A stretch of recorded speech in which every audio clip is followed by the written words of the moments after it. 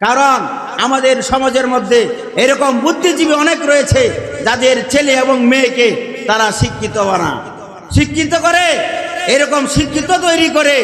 আমরা গতকালকে 2 দিন আগের একটা সাম্প্রতিক ঘটনা আমি বলে দেই।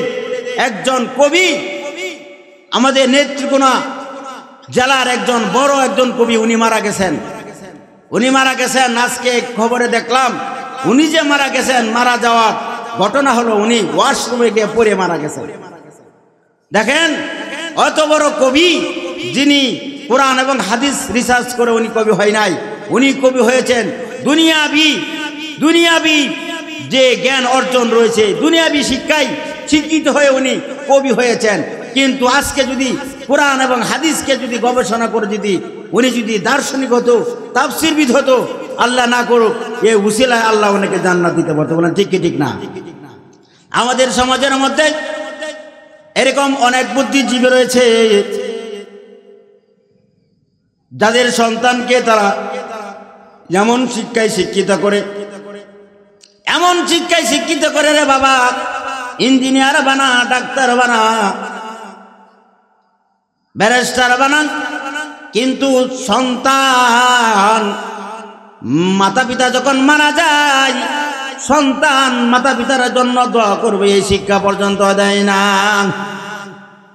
আল্লাহ রাব্বুল আলামিন বলেন, বান্দারে, সন্তান তো লালন পালন করার জন্য আমি তোমাকে দুনিয়াতে দায়িত্ব দিয়েছি রে বান্দা।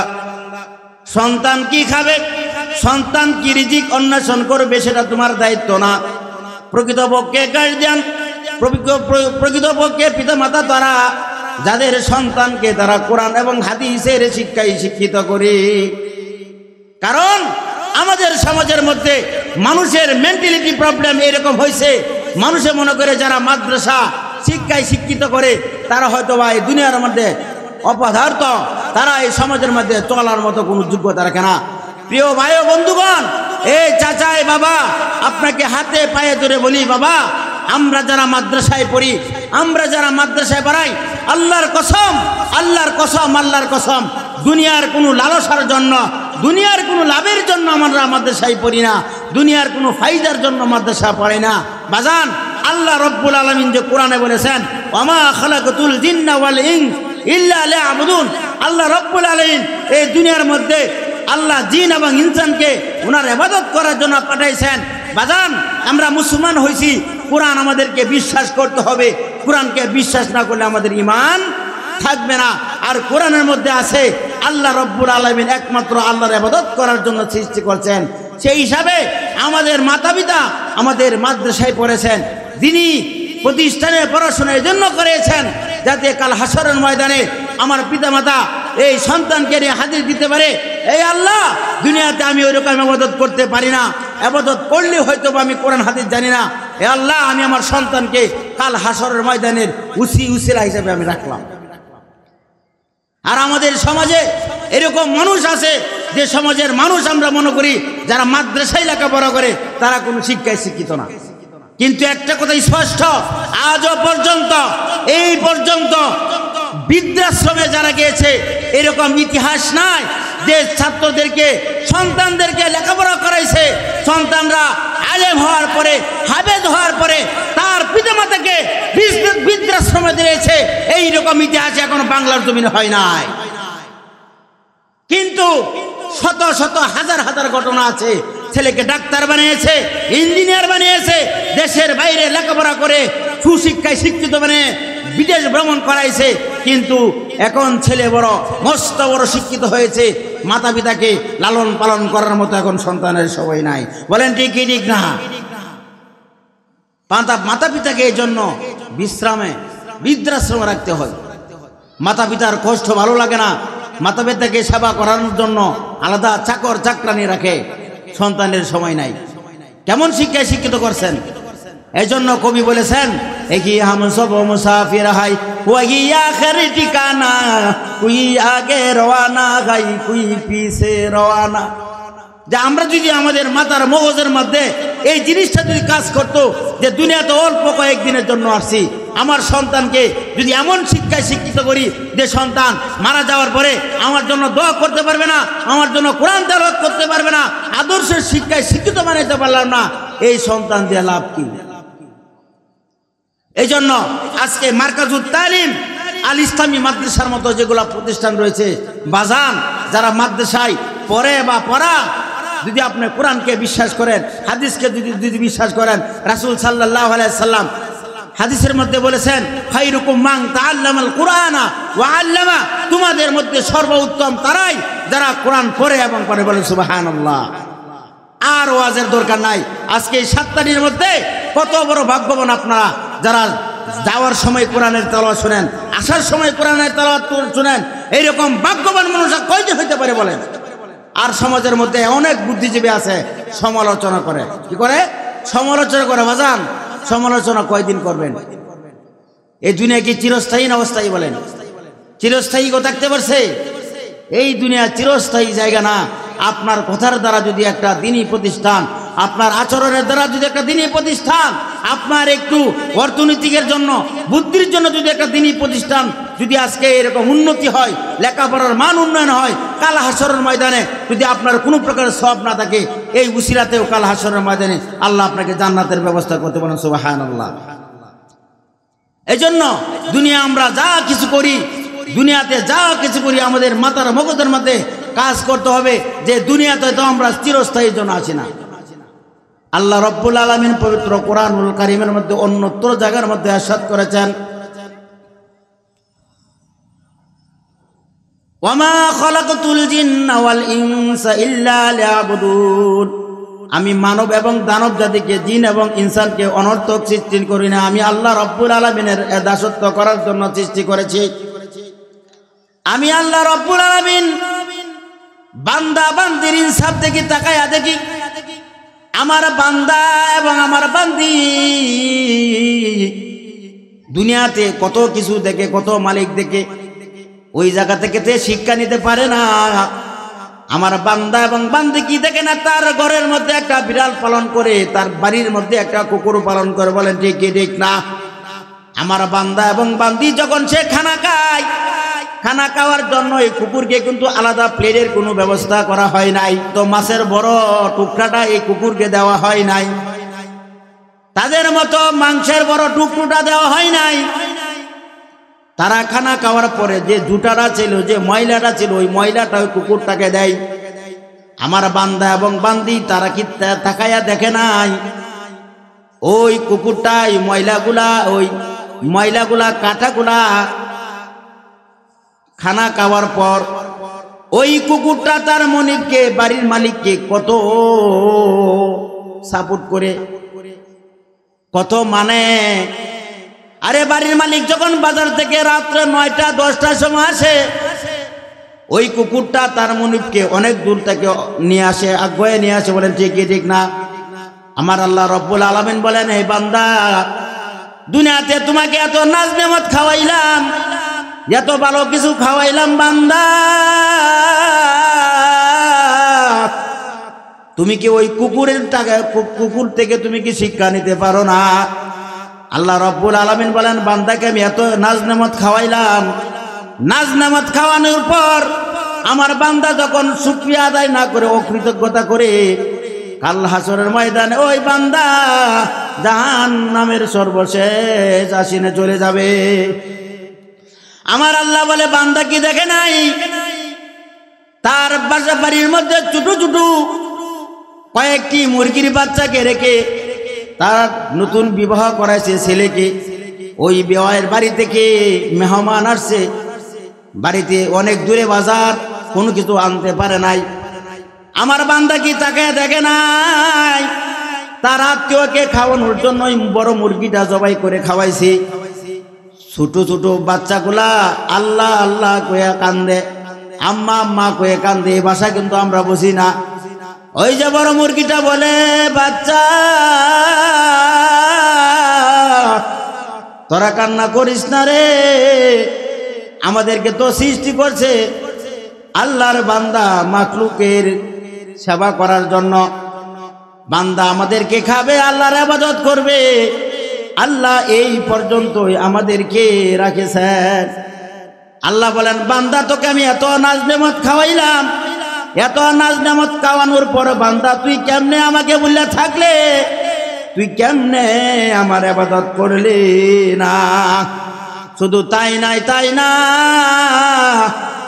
ছোট বাছুর, গরুর বাছুর যখন সে প্রসব করার পরে ছোট গরুর বাচ্চা, সে দুধ খাওয়ার জন্য মুখটা শুকায়া গেছে, এক ঘর থেকে অন্য ঘরের মধ্যে মাকে এক ঘরে রাখছে, ছোট বাছুরের বাচ্চাকে অন্য ঘরে রাখছে। আল্লাহ বলেন, আমি বান্দার হিসাব মিলাই, বান্দা কত বড় নিমুখ হারাম। আজ এই ছোট বাছুরের বাচ্চাটা দুধ খাওয়ার জন্য ম্যা ম্যা ম্যা ম্যা করে কান্না করে, আর ওই ঘর থেকে তার মা আওয়াজ দিয়ে বলে, মা তুই কান্দিস না, কাল সকালে তোর সাথে দেখা হবে। আর সারা রাত্রে বাছুরের বাচ্চাটা, এই গরুর বাচ্চাটা মা মা মা করে একদম মুখটা শুকায়া যায়। মুখটা শুকায়া যাওয়ার পরে মালিক তাকে খুলে দেয় নাই, দুধ খাইতে পারে না। সকাল যখন হয়, সকালে যখন দুধ প্লান করে, মালিক যখন দুধ গাভী থেকে আহরণ করার পরে ওই মালিকে নেওয়ার পরে যে অল্পটুকু আছে ওই বাছুরের বাচ্চা তাকায় বলেন, ঠিক কি ঠিক না? আমার আল্লাহ তাকায় বলে, বান্দা তুইও একটা সৃষ্টি, ওইটাও কিন্তু আরেকটা সৃষ্টি। এরে আশরাফুল মাখলুকাত, তোকে আমি এত যত্ন করে বানাইলাম, এত আদর করে বানাইলাম, এত আদর করে বানাইছি, এত পছন্দ করে তোমারে বানাইছি, তোমাকে এত নাজ নেমত খাওয়াইলাম, আর জোহরের আজান হয় তুমি যাও না, আসরের আজান হয় তুমি যাও না, মাগরিবের আজান হও তুমি যাও না, ইয়াশার আজান হয় তুমি যাও না। তুমি কেমন নিমুখ হারাম, তুমি কেমন বেইনসাফি মানুষ। সকল কিছুর সেরা তোমাকে বানাইছি আমি আল্লাহ, তুমি আল্লাহর সেরা হওয়ার পরেও তুমি সেরার কোনো কাজ করো না। এই জন্য আল্লাহ রাব্বুল আলামিন বলবেন ফেরেশতাদেরকে, ফেরেশতারা এই সকল বান্দা বান্দি যারা আমি আল্লাহর শুকরিয়া আদায় না করে অকৃতজ্ঞতা করেছে, এই ফেরেশতাগণ তোমরা সাক্ষী রেখো, ওই রকম বান্দা বান্দিদেরকে এরকম একটা জাহান্নামে দাও, যে জাহান্নাম ৭০,০০০ বছর সুদূর নিজ দিকে ধাবিত হবে। এরকম ফেরেশতারা ওই জাহান্নামী ব্যক্তিকে জাহান্নামে নেওয়া যাবে। জাহান্নামে নেওয়া যাওয়ার পরে ১০০০ বছর শুধু তাকে আগুনে ফোরাইবে।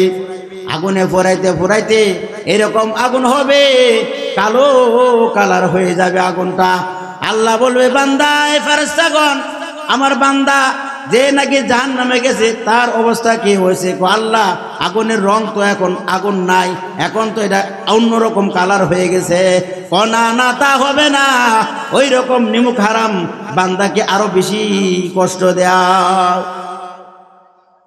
এই জন্য আমার ইবাদত, যদি ইবাদতের দ্বারা যদি আমার আমলকে, আমার আখলাকে যদি পরিবর্তন না করতে পারি, আর আমার মাথার মগজের মাঝে যদি শয়তানি ওয়াসওয়াসা যদি আমাকে শয়তানে দেয়, তাহলে কোনো কিছু কাজে আসবে না।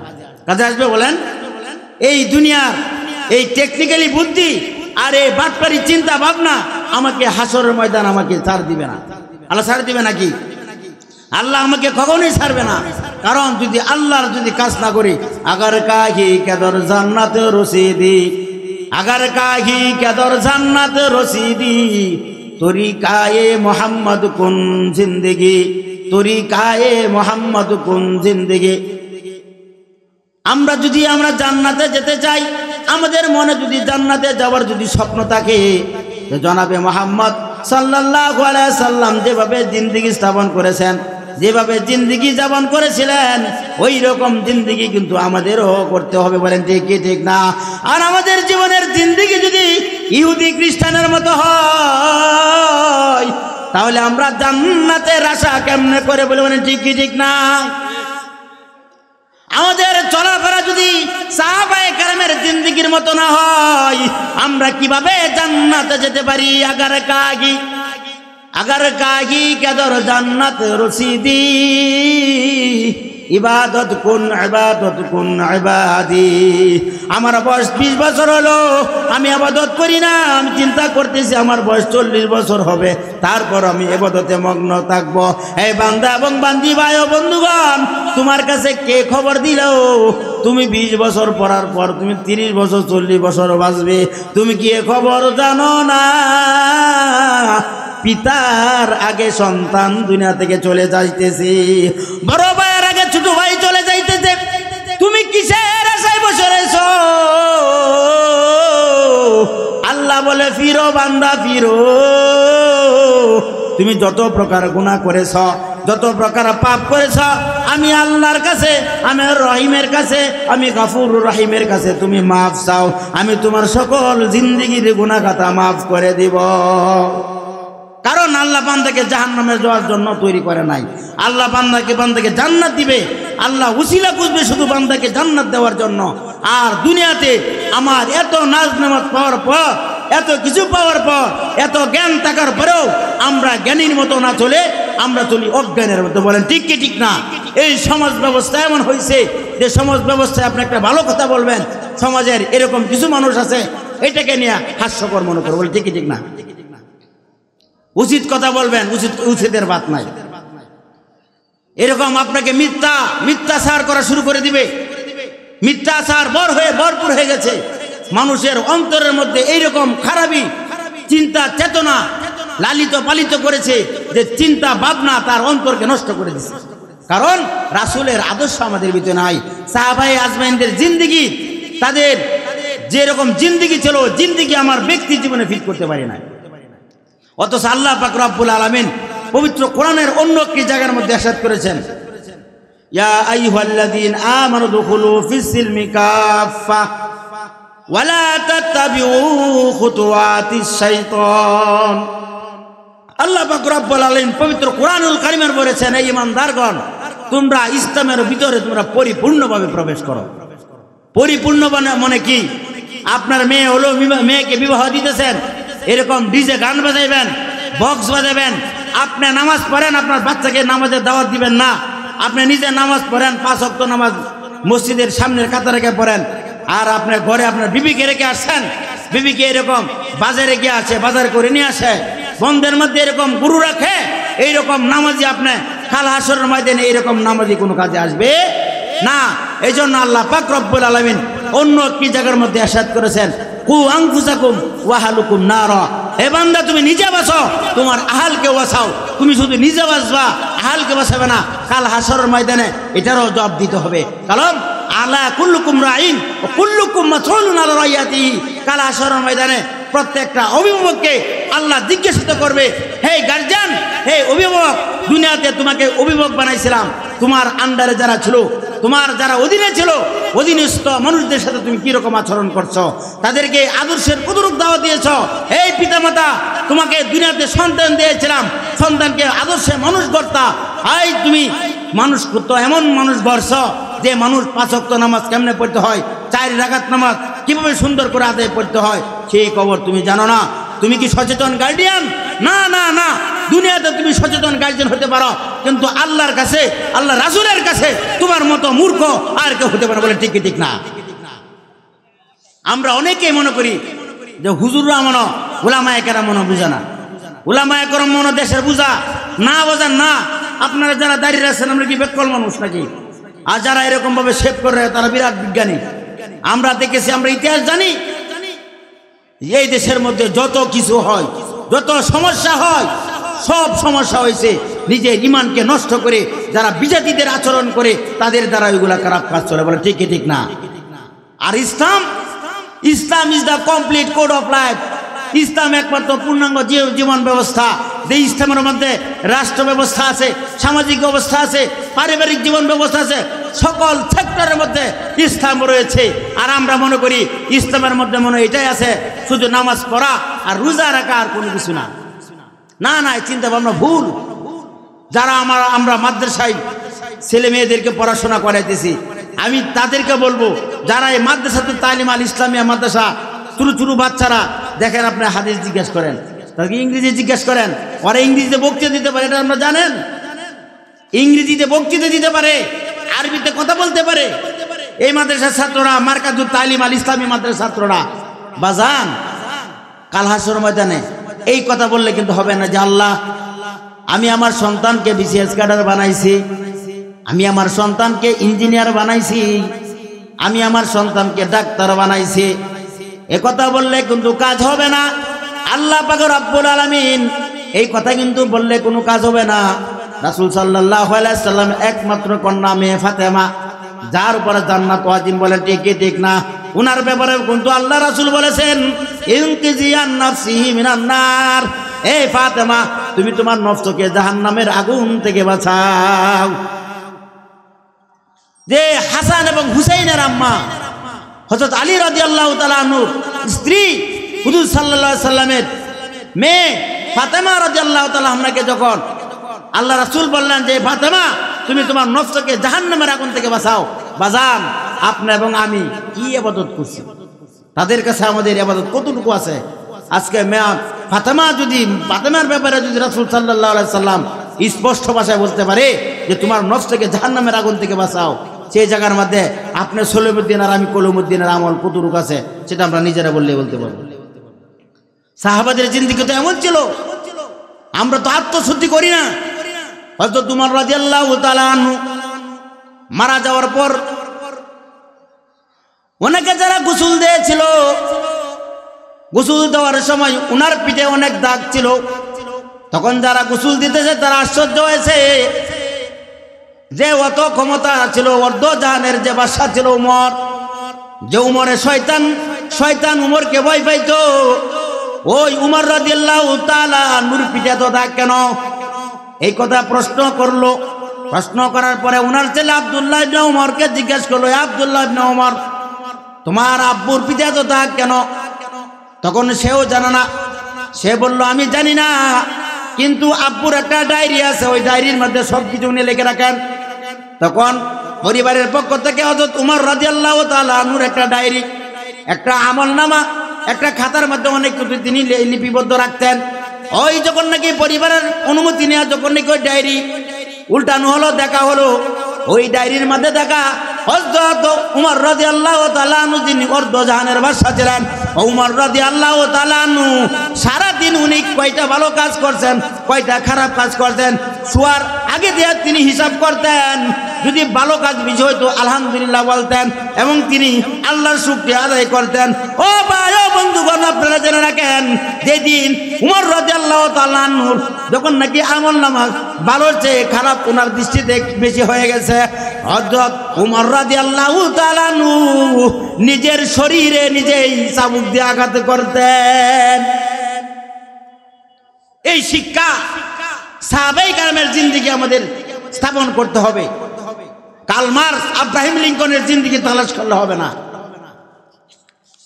বড় বড় কবিদের কথা বলতে হবে যারা কোরআন এবং হাদিস মানে। কোরআন এবং হাদিসকে আমার অগ্রসর মানতে হবে। Islam is the complete code of life. ইসলাম শুধু নামাজ পড়ার নামই ইসলাম নয়, রাষ্ট্র ব্যবস্থা কিভাবে চালাতে হবে সেটাও ইসলামের মধ্যে আছে। আমাদের সমাজের মধ্যে এরকম নেতা আছে কিনা বলেন? উমর রাদিয়াল্লাহু তাআলা আনহু উনি মসজিদ থেকে উনি মিম্বার পর্যন্ত, মসজিদ থেকে মিম্বার, মিনার থেকে রাজপথ পর্যন্ত উনি দেশ চালাইছেন। কিভাবে দেশ চালাইতে হয় মসজিদ থেকে সকল কিছু সিদ্ধান্ত যাইতো। আর আমাদের বর্তমান সমাজের মধ্যে এরকম মাথামোটা কিছু মানুষ আছে যারা মনে করে যে হুজুরের আবার রাজনীতি কিসের, বলে কিনা বলেন? আপনারাও বলবেন যে হুজুরা রাজনীতি করে কে? হুজুরা কাম হইলো নামাজ পড়বো, নামাজ পড়াইবো, আমরা বাড়িতে বাদ দেন, তারা খাইবো, খাইয়া ঘুমাইয়া দেবো, শেষ। ঠিক নেই, ঠিক না বলেন? উলামায়ে কেরাম কোন রাজনীতি করবে? উলামায়ে কেরাম রাজনীতি এই জন্য করবে কারণ উলামায়ে কেরাম আল্লাহকে ভয় করে। এটা আমার আর আপনার মুখের কথা না। ইন্নামা ইয়াখশাল্লাহু মিন ইবাদিল উলামা। আল্লাহর পক্ষ থেকে সবচেয়ে বেশি উলামায়ে কেরাম আল্লাহকে বেশি ভয় করে। আল্লাহকে ভয় করে কারা বেশি? উলামায়ে কেরাম। কারণ তারা কোরআন এবং হাদিসে গাইডটা দেখছে যে আল্লাহকে ভয় করতে হবে। এখন বলবো যারা আমার যা সাধারণ ভাইরা, আমরা বুঝাদা ভয় করি না, করেন, বুঝে করেন না আর কি, মাঝে মাঝে না বুঝে করেন। সমাজে এরকম অনেক শোনা যায়, স্ত্রীকে এমন কথা বলে যে তালাক পর্যন্ত হয়ে যায়। ঠিক আছে, কিন্তু আমরা মাসালাই বুঝি না। এজন্য আমাদের এই যে আমাদের দৃষ্টিভঙ্গিটা এত নিচু মনা, আমরা চিন্তা করি যে উলামায়ে কেরাম কোন রাজনীতি করবে। বাজান, আপনি যদি নামাজ পড়েন একটা কথা মনে রাখবেন, আপনার মুখে যদি রাসূলের সুন্নাত থাকে এই সমাজের যে কোনো খারাপ কাজ আপনি করতে পারবেন না। আপনার মনে আপনাকে প্রশ্ন করব, আপনার মনে আপনাকে বাধা দেব যে আমি কি কাজ করতেছি, কাজ আমার জন্য না। আর যারা দেশের রাজনীতি করে, আল্লাহ কারে কয়, আল্লাহ তিনমুখী হবে, আবার আল্লাহর জ্ঞান বুঝ যদি থাকতোই তাহলে তারা এই দুনিয়ার মধ্যে নামাজের সময় আর ডিজে গান বাজাইল না, তাহলে মুসিকে নামাজ পড়ো। বলেন ঠিক ঠিক না? ওলামায়ে কেরাম আসলে রাজনীতি, দুনিয়ার যে রাজনীতি, আমরা তো রাজনীতিটারে পেট নীতি বানাই লাইছি। রাজনীতি হইলো রাজের নীতি, ওলামায়ে কেরাম হলো রাজ। এই বিশ্বের বুকে ওলামায়ে কেরাম রাজ। কারণ রাজ হলো তারাই যারা কোরআনকে যারা শাসন করে, কোরআনের উপরে যারা চলে তারা হলো রাজ। আর নীতিটা তো তাদের মধ্যে আছে। আমরা অনেকে মনে করি ওলামায়ে কেরামের জন্য রাজনীতি না, রাজনীতি সেল্টু আর বেল্টু আর বল্টুর জন্য, বল্টু আর পল্টুর জন্য রাজনীতি না, ওলামায়ে কেরামের জন্য রাজনীতি রয়েছে। ওলামায়ে কেরাম যদি এই দেশের শাসন হয়, উমর রাদিয়াল্লাহু তাআলা আনহু যেইভাবে উনি শাসন করেছেন, নিজে একজন নাগরিকের এরকম আটার বস্তা নিজের মাথায় করে উনি নিয়ে গেছেন। আর আজকে আমরা দেখি কন্ট্রাক্টর রাস্তা বন্ধ করে দেয়, কন্ট্রাক্টর নেতারা টাকা না দিলে। বলেন ঠিক ঠিক না? বানায় বানায় করতেছি, ঠিক আছে না? আপনাদের এলাকাতে এরকম নাই, কিন্তু আমার এলাকাতে এরকম আছে আর কি। অনেক মানুষ আছে যে যাদের পেট চালানোর জন্য রাজনীতি করে। বলেন ঠিক ঠিক না? কিন্তু হযরত উলামায়ে কেরাম পেটের জন্য রাজনীতি করে না। উলামায়ে কেরাম এই জন্য রাজনীতি করে যে রাজনীতি করার কারণে মানুষ তার ন্যায্য অধিকার ফিরে পাবে, মানুষ তার অধিকার ফিরে পাবে। 100 টাকা 100 টাকাই থাকবে, 100 টাকা থেকে আর 20 টাকা থাকবে না, এরকম রাজনীতি করে না। সেই জন্য এগুলাও কথাও কিন্তু এইগুলা কথা বলতে যে এটাও কিন্তু শরীয়তের ভিতরে আছে।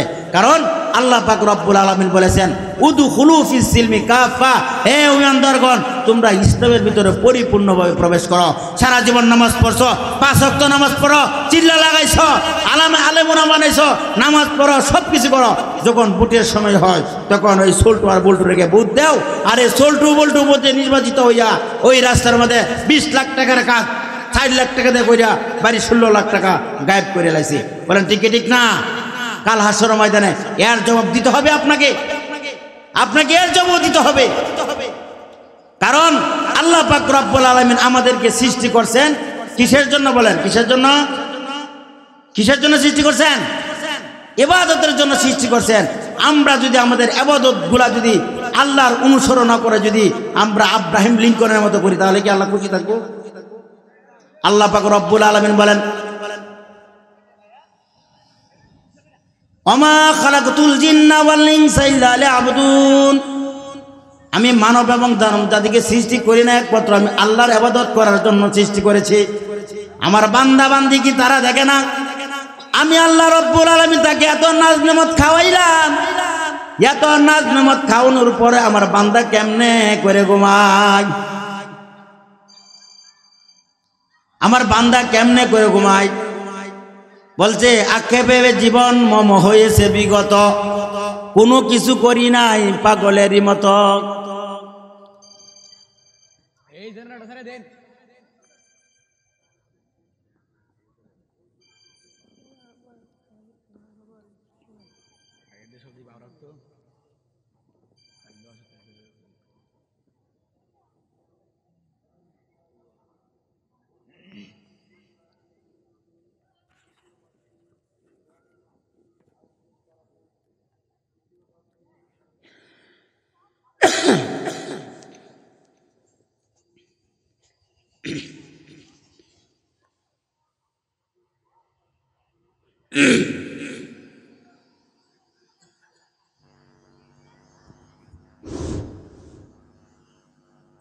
तेरे सिवा महबूब हकीकी कोई नहीं आए कोई नहीं, यादों तेरा सबको भुला दो, कोई ना मुझको याद रहे, सब खुशियों को आग लगा दो, कानाए दिल आबाद रहे। अब तो रहे पछतादा में आखिर विरिदे जुबा आई मेरा इलाह ला इलाहा इल्लल्लाह ला इलाहा इल्लल्लाह ला इलाहा इल्लल्लाह ला इलाहा इल्लल्लाह। আল্লাহ রাব্বুল আলামিন বান্দাকে বলেন, বান্দা তোমাকে তো আমি দুনিয়াতে সাজানোর জন্য পাঠাই নাই। এই বান্দা তুমি দুনিয়াতে অর্থ লোকে বানাইবা তার জন্য আমি পাঠাই নাই। তোমাকে আমি দুনিয়াতে পাঠাইছি আমি আল্লাহর ইবাদত করার জন্য। তুমি দুনিয়াতে যাওয়ার পর যখন আস্তে আস্তে তোমার বয়স বাড়তে থাকে বান্দা, তুমি দুনিয়াকে চিনতে থাকো, আমি আমার আল্লাহকে বলতে থাকো। বান্দা যখন তুমি ছোট ছিল তুমি খাইতে পারতা না, তোমার মার মাধ্যমে তোমাকে খাবারের ব্যবস্থা আমি করেছি। তোমার যখন মুখে দাঁত উঠে নাই, আমি তোমার মার হাত দ্বারা তোমাকে খাওয়ার ব্যবস্থা করেছি। বান্দা ও বান্দা, তুমি যখন বড় হইছো তুমি আমি আল্লাহকে তুমি ভুলে গেছো রে বান্দা। কাল হাসরের ময়দানে এমন একটা সময় আসবে বান্দা,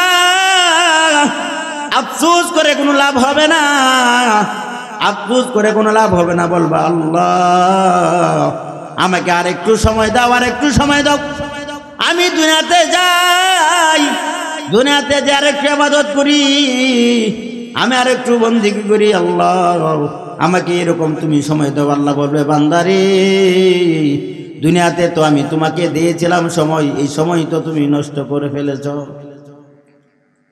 দুনিয়াতে তোমাকে অনেক সময় দিয়েছিলাম, দুনিয়াতে তোমাকে সময় দিয়েছিলাম, তুমি তো মুসলমানের মতো চলো নাই, তুমি তো নাস্তিকের মতো চলেছ।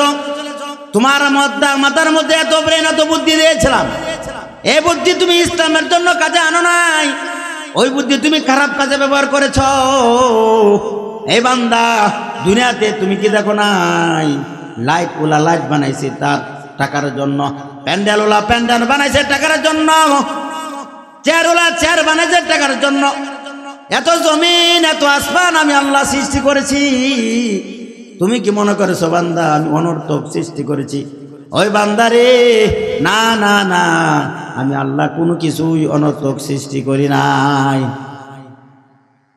আমি আল্লাহ দুনিয়াতে কোনো কিছু আমি অনর্থক সৃষ্টি করি নাই, প্রত্যেকটা জিনিস আমি বান্দার কাজে ব্যবহার করেছি। এ বান্দা তোমার যখন বয়স হয়েছে, তোমার যখন ইবাদতের সময় আছে, তুমি ইবাদত করবা, তুমি নিজেকে নিজে যুক্তিবাদী মনে করো, তুমি নিজেকে যুক্তিবাদী মনে করে যুক্তি দেখাও, চা স্টলের মধ্যে আড্ডা মারো, নামাজ পড়ো না বলো নামাজের সময় হয় নাই, রোজা রাখো না বলো রোজার সময় হয় নাই। ওই বান্দা বান্দি তুমি কি চোখে দেখো না, বড় ভাই রেখে ছোট ভাই দুনিয়া থেকে চলে গেছে, বাবা রেখে সন্তান চলে গেছে, মা রেখে মেয়ে চলে গেছে, 50 বছরের মানুষ রেখে 10 বছরের মানুষ চলে গেছে। বলেন ঠিক কি ঠিক না? मौत को मत दूर समझो, मौत हो हर दम करीब, तुझको मोहलत ना दिबेगी लो बहलाने के लिए। ও বান্দা তুমি তো মনে করতেছো মौत তোমার হবে, তোমার মাত্র যৌবনের সময়, তোমার এখনো মৌতের সময় হয় নাই। না বান্দা, তোমার ধারণা ভুল, তোমার মौत তো হবে তুমি তোমার দাদার মতো বয়স হইলে। না না না না, मौत है हर दम करीब, মौत তো তোমার প্রত্যেকটা দমের সাথে সাথে। বলেন ঠিক কি ঠিক না? তুমি একটা শ্বাস নিয়েছো, আরেকটা শ্বাস প্রশ্বাস করতে পারো কিনা, আরেকটা শ্বাস পালাইতে পারো কিনা বান্দা, এটার কোনো নিশ্চয়তা নাই। তুমি মৌতকে এত দূরে মনে করো না। আর আমরা মৌতকে এত দূরে মনে করার কারণে আমরা মৌতের জন্য যতটুকু সামনা দরকার, যতটুকু সামনা নেওয়া যাওয়া দরকার, এতটুকু সামনা আমাদের ভিতরে নাই। এই দুনিয়াতে আমরা আমার সন্তানের জন্য অনেক ধন সম্পদ আমরা রেখেছি, তাকে বাঁচার জন্য। সে আমি চলে যাওয়ার পর সে কেমনে খাইবো, কেমনে চলবো, কত রূপ সম্পদ রাখলে সে বসে বসে খাইতে পারবো, এই চিন্তা কিন্তু আমাদের আছে কিনা বলেন? এই জন্য আমি আমার সন্তানের জন্য বাইরে জমি রাখছি, বাজারে ঘর কিনছি, সকল কিছু কিনছি, কিন্তু আমার সন্তান আমি মারা যাওয়ার পরে আমাকে কোন অবস্থায় রাখবে বা আমার সন্তানের কি অবস্থা হবে কাল হাসরের ময়দানে আল্লাহ পাক রব্বুল আলামিন বান্দাকে এমন একটা পরিবেশ করবেন, এমন একটা সিচুয়েশনে রাখবেন, বান্দা তার পিতাকেও চিনবে না। আল্লাহ পাক রব্বুল আলামিন পবিত্র কোরআনুল কারীমের অন্য একটি জায়গার মধ্যে আবার বলেছেন, ইয়াউমা ইয়াফিরুল মারউ মিন আখি ওয়া উম্মিহি ওয়া আবি ওয়া সাহিবাতিহি ওয়া বানিহি। হাসরের ময়দানে মানুষ যখন সকলেই নিজের চিন্তা নিজে ব্যস্ত থাকবে, পিতা তার সন্তানকে চিনবে না, মাতা তার মেয়েকে চিনবে না, ভাই তার বোনকে চিনবে না, বোন তার ভাইকে চিনবে না, সন্তান পাগলের মতো হয়ে যাবে, বাবা দুনিয়াতে তুমি তো আমার বাবা ছিল বাজান, আমার তো একটা আমল নামা তো শর্ট পড়েছে বাজান, একটা আমলের কারণে আমি জান্নাতে যেতে পারি না। বাবা উত্তর দিয়ে বলবে, বাজান দুনিয়া তো আমি তোমাকে চিনি না। এরকম ভাবে পিতা তার সন্তানের কাছে যাবে, বাজান দুনিয়াতে তোমাকে খাওয়ানোর জন্য সকাল থেকে আমি সন্ধ্যা পর্যন্ত অনেক কষ্ট করেছি রে বাজান, তোমার জন্য আমি অনেক খারাপ কাজ করেছি বাজান, তোমাদেরকে ভালো করে লালন পালন করার জন্য।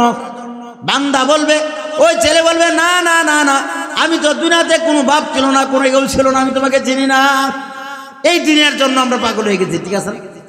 এই সন্তানের জন্য পাগল হয়ে গেছি। কাল হাসরের ময়দানে আপনার সন্তান আপনার বিরুদ্ধে আল্লাহর কাছে নালিশ দিবে, ইয়া আল্লাহ আমার আব্বা দুনিয়াতে পাঠাইছিলেন, আমার আব্বা দুনিয়াতে আমার দুনিয়াবি শিক্ষা দিছে, এমন শিক্ষা দেয় নাই যে জাহান্নাম থেকে মানুষ মুক্তি করবে, জান্নাতের দিকে মানুষ যাবে, এরকম সে কাজ করে নাই।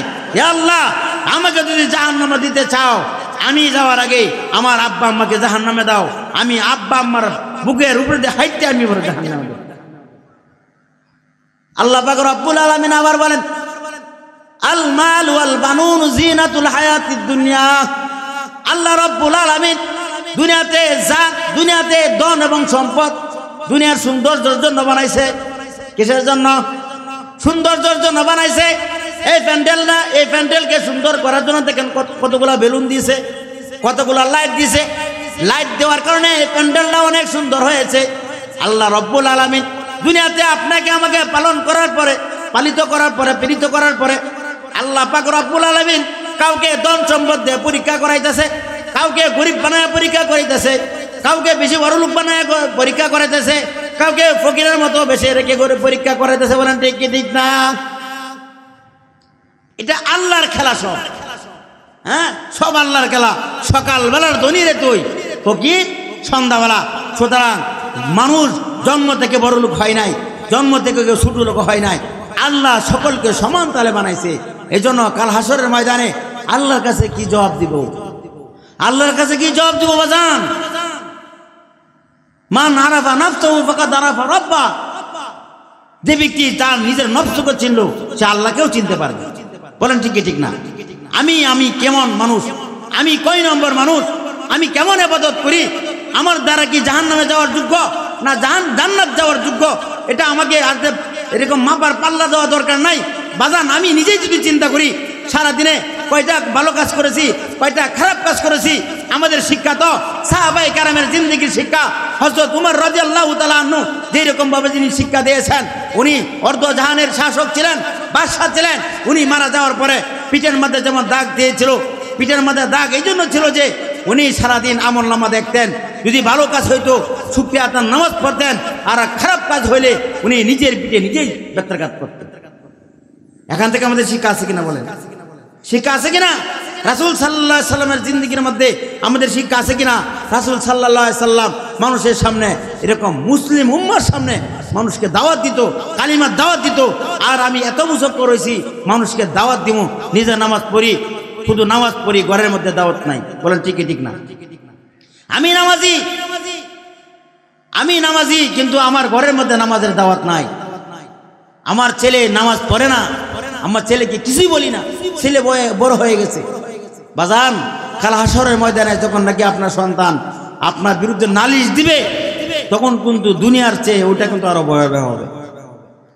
কারণ যে মামলার তদবির নাই এই মামলার খালাসও নাই। বলেন ঠিক ঠিক না? ঠিক ঠিক না বলেন? যে মামলার তদবির নাই এই মামলার কিন্তু খালাসও নাই। দুনিয়াতে আপনার এক কোর্ট থেকে আরেক কোর্টে যাওয়া যায়, বলেন যায় কিনা?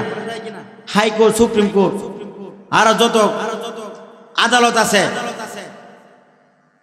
ট্রাইব্যুনাল, যত কিছু আছে, এক কোর্ট থেকে কিন্তু আপনার আরেকটা কোর্টে আপিল করতে পারবেন। কাল হাসরের ময়দানে যে মামলায় আমরা আসামি হয়ে যাই, বাজান বলেন ওই জায়গার কি হাইকোর্ট আর সুপ্রিম কোর্ট আছে? আছে নাকি বলেন? এজন্য আমল সে বনতি হ্যাঁ জান্নাত भी या जहन्नम भी, अमल सी बनती है जन्नत भी या जहन्नम भी, एखा की अपने फितरत में ना नारी हाय ना नूरी, एखा के अपने फितरत में ना नारी हाय ना नूरी। আমলের দ্বারা জান্নাত ও জাহান্নাম মিলবে। কিসের দ্বারা? আমলের দ্বারাই মিলবে। अगर कागी कदर जन्नत रसीदी, अगर कागी कदर जन्नत रसीदी, तरीकाए मोहम्मद कुन जिंदगी, अगर काहे कदर जन्नत रसीदी, इबादत कुन इबादी। इबादत करते হবে, ইবাদতের কোনো বিকল্প আছে নাকি বলেন? ইবাদত ছাড়া কেউ জান্নাতে যেতে পারবে? জান্নাতে কেউ যেতে পারবে না। যতই বড় বুদ্ধিজীবী হই আর যতই বড় মুক্তিজীবী হই, এই ইবাদত ছাড়া আমরা কেউ কিন্তু জান্নাতে যেতে পারবো না। এই জন্য কাল হাসরের ময়দানে আল্লাহর কাছে এরকম চাইতে হবে, কান্না করে চাইতে হবে, আল্লাহ দুনিয়াতে এত গুনাহ করেছি, আল্লাহ তুমি যদি আমাকে মাফ না করো, এই দুনিয়ার মানুষ দেখে নাই, অন্ধকারে গুনাহ করে ফেলেছি, আল্লাহ অন্ধকারের মধ্যে গুনাহ করছি, অনেক গুনাহ, দুনিয়ার মানুষ যদি আমাকে দেখতো তাহলে দুনিয়ার মানুষ আমাকে জুতার বাড়ি দিত। বলেন ঠিক কি ঠিক না? আল্লাহ আমি এত গুনাহ পরিমাণ করছি, আল্লাহ তুমি যদি আমাকে মাফ না করো তাহলে এই দুনিয়াতে আর কেউ মাফ করনেওয়ালা নাই। আল্লাহ এত পাপ করছি, এই পাপ তুমি যদি মাফ না করো আমার কোনো উপায় থাকবে না। এই জন্য একজন কবি ওনার ভাষায় মনের আকুতিতে বলেন, আদর রিয়া মাবুদ আল্লাহ বানায়া, কেমনে দিবা জাহান্নামে ফালায়া, কেমনে দিবা জাহান্নামে ফালায়া। বান্দা আল্লাহর কাছে এভাবে চাইতে হবে, কাঁদতে হবে, হাতে কয়রা পায়ে বেরি লাগায়া, হাতে কয়রা পায়ে বেরি লাগায়া, কেমনে দিবা জাহান্নামে ফালায়া, কেমনে দিবা জাহান্নামে ফালায়া। বান্দা আল্লাহর কাছে এগুলা চাইতে হবে এবং এই কথা বলতে হবে, বান্দা যখন জাহান্নামে জ্বলিবে, কেমনে তুমি চায়া চায়া দেখিবে, কেমনে তুমি চায়া চায়া দেখিবে। বান্দা যখন আল্লাহর কাছে তখন এইভাবে ফরিয়াদ করবে, মালিক দুনিয়াতে অনেক গুনাহ করে ফেলেছি মাওলা, দুনিয়ার কোনো মালিক নাই, দুনিয়ার এক মাতবর থেকে অন্য মাতবরের কাছে মাপ চাওয়া যায়, তুমি তো পরকালের এমন একজন মালিক, তুমি ছাড়া আর কারো কাছে যাওয়া যাবে না মাওলা, তুমি আমাকে তুমি মাফ করে দাও। তুমি যদি মাফ না করো দুনিয়াতে আমার কোনো রাহা নাই, পরকালে আমার কোনো মুক্তি নাই মাওলা, তুমি যদি আমাকে মাফ না করো আমার কোনো উপায় নাই। বান্দা যখন এরকম কাকুতি মিনতি করে বলবে, আল্লাহ ফেরেশতাদেরকে বলুন, ফেরেশতা রে আমার বান্দা আমি গাফুরুর রহিম, আমি রব্বুল আলামিন বলে যখন বান্দা তওবা করার মতো তওবা করো রে বান্দা, তোমরা সাক্ষী রে বান্দা, আমি ওই সকল বান্দাদের সকল প্রকারের গুনাহ খাতা মাফ করে দেব। এরকম চিন্তা ভাবনা যদি আমাদের মাথায় থাকে এবং আমরা যদি ভাবনা নিয়ে যদি আমরা আল্লাহর কাছে দোয়া করতে পারি, দোয়া করার মতো দোয়া করতে পারি, তওবা করার মতো তওবা করতে পারি, তাহলে হাদিসের মধ্যে আছে আল্লাহ বান্দার দোয়া সকলগুলা দোয়া কবুল করে। বলেন আমিন।